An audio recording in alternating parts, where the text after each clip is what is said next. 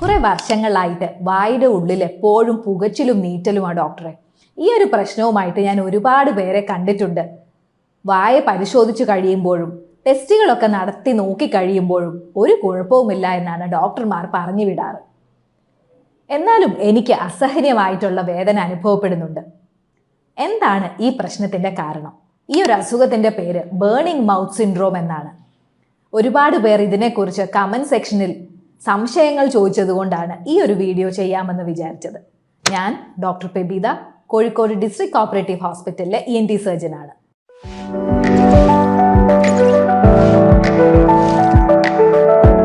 വായുടെ ഉള്ളിൽ കാണുന്ന എല്ലാ പുകച്ചിലിനും നീറ്റലിനും ബേണിംഗ് മൗത്ത് സിൻഡ്രോം എന്ന് പറയാമോ? അതാണ് ആദ്യം ഇതിനെക്കുറിച്ച് മനസ്സിലാക്കേണ്ടത്. തുടരെ ഈ പ്രശ്നം വരിക, ഇത് ഇടയ്ക്കുണ്ടാവും, എന്നാൽ ചില ദിവസങ്ങളിൽ തീരെ ഒരു ലക്ഷണങ്ങളും ഉണ്ടാവുകയുമില്ല. അങ്ങനെ ഒരു 4 മാസം മുതൽ 6 മാസം വരെ രോഗലക്ഷണങ്ങൾ നീണ്ടു നിൽക്കുമ്പോഴാണ് ബേണിംഗ് മൗത്ത് സിൻഡ്രോം എന്ന് നമുക്ക് പറയാൻ സാധിക്കുക. ഇതിൻ്റെ ഒരു പ്രത്യേകത എന്താണെന്ന് വെച്ചാൽ, നമ്മൾ കണ്ണാടിയിൽ വാ തുറന്ന് നോക്കുമ്പോൾ നാക്കും വായുടെ ഉള്ളിലുമൊക്കെ മറ്റുള്ളവരെ പോലെ തന്നെ വളരെ നോർമലായിട്ടായിരിക്കും ഉണ്ടാവുക. എന്നാൽ രോഗിക്കുണ്ടാകുന്ന ലക്ഷണങ്ങൾ എപ്പോഴും വായുടെ ഉള്ളിൽ പുകച്ചിലും നീറ്റലും അനുഭവപ്പെടുക, വായ എപ്പോഴും ഉണങ്ങി വരണ്ടിരിക്കുന്നതായിട്ട് തോന്നുക, വായിൽ ഒരു മെറ്റാലിക് ടേസ്റ്റ് തോന്നുക, ചിലപ്പോഴൊക്കെ ഒരു തരിപ്പും ചൊറിച്ചിലുമൊക്കെ അനുഭവപ്പെടുകയും ചെയ്യാം. അപ്പോൾ ഇത്തരം പ്രശ്നങ്ങളുമായിട്ട് ഡോക്ടർമാരെ കാണുമ്പോൾ ഇത് ഡയഗ്നോസ് ചെയ്യാൻ ഒരുപാട് കാലതാമസവും ഈ ഒരു പ്രശ്നത്തിന് വരാറുണ്ട്.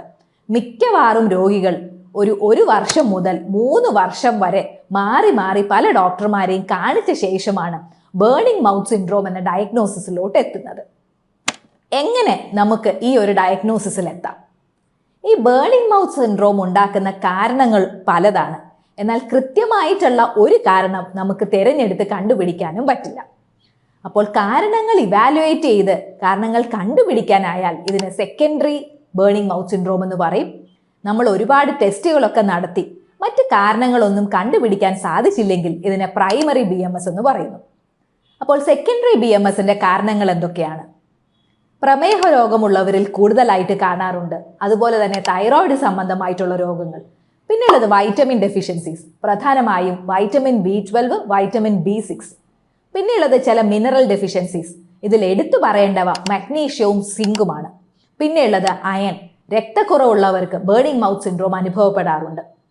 ഇതുപോലെ തന്നെ 50 വയസ്സ് കഴിഞ്ഞ സ്ത്രീകളിൽ കൂടുതലായിട്ട് ബേണിംഗ് മൗത്ത് സിൻഡ്രോം കണ്ടുവരുന്നു. ഇതിൻ്റെ പ്രധാനപ്പെട്ട കാരണം ഈ ഒരു പ്രായമാവുമ്പോഴേക്കും ഹോർമോൺ പ്രവർത്തനം കുറയുന്നത് കൊണ്ടാണ്.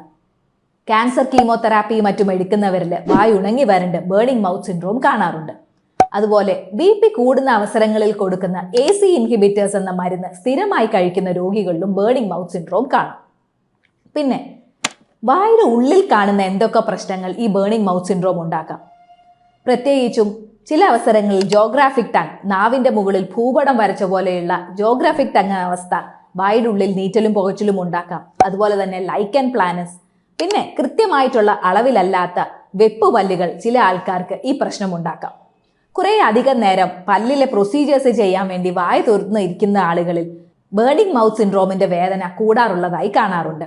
വായുടെ ഉള്ളിൽ പൂപ്പല് കണ്ടു കഴിഞ്ഞാൽ ഇതിൻ്റെ രോഗലക്ഷണങ്ങൾ ചില രോഗികൾ കൂടുതലായിട്ട് പറയും.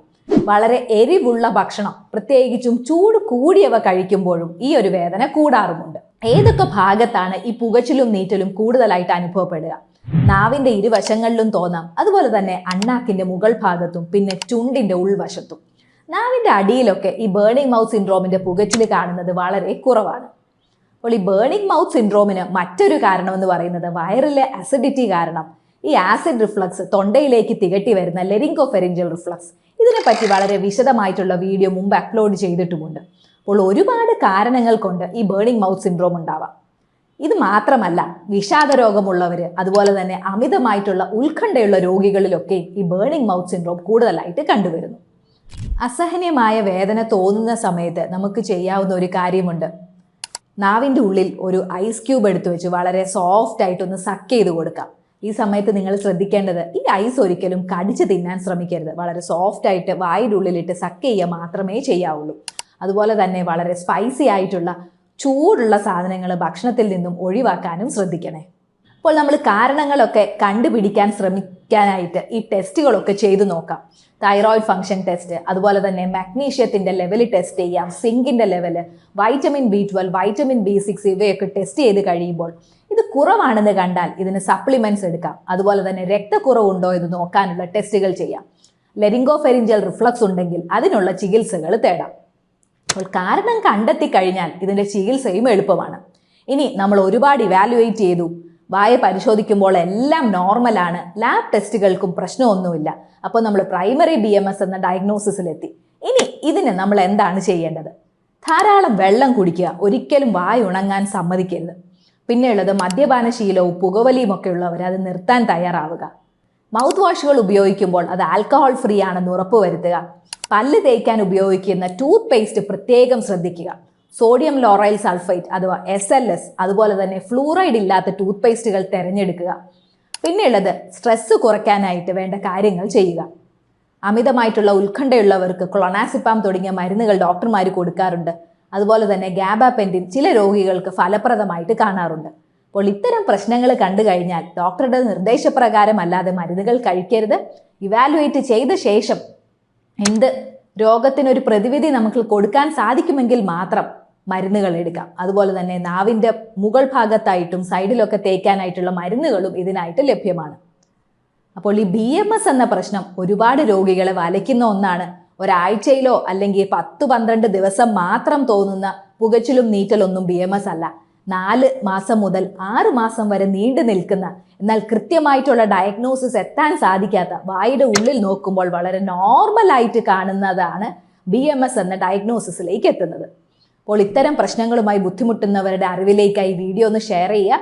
എൻ്റെ ഈ വീഡിയോ ഇഷ്ടപ്പെട്ടെങ്കിൽ എൻ്റെ വീഡിയോ ഒന്ന് ലൈക്ക് ചെയ്യുക, ചാനൽ സബ്സ്ക്രൈബ് ചെയ്യുക, കമൻറ്റുകൾ രേഖപ്പെടുത്തുകയും ചെയ്യണേ.